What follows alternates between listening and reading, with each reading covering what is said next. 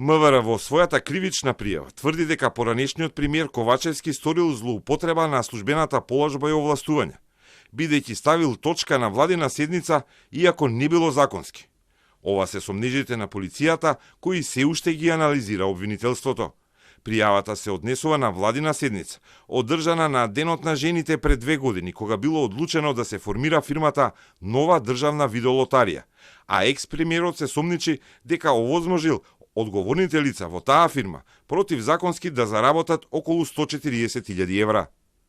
Трето пријавениот ДК како председател на владата на Република Северна Македонија по претходен договор со прво пријавениот ПБ на 8.3.2022 година ја ставил на дневен ред и усвоил постапка за основање на трговското друштво Нова државна видеолотарија Ново ВЛТ ДОО Скопје, иако знаел дека материјалите не се разгледуваат на седница согласно деловникот за работа на владата, член 68 став 1.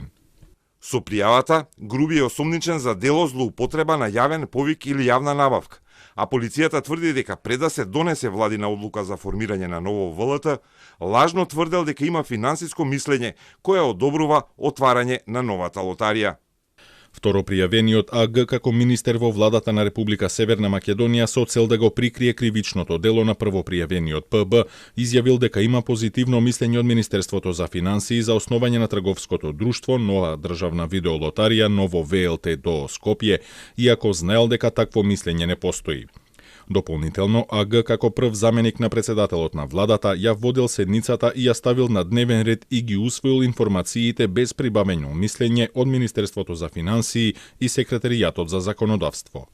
Коди Телма веќе неколку пати го објавија мислењето со кое Министерството за финансии дава дозвола за формирање на ново ВЛТ.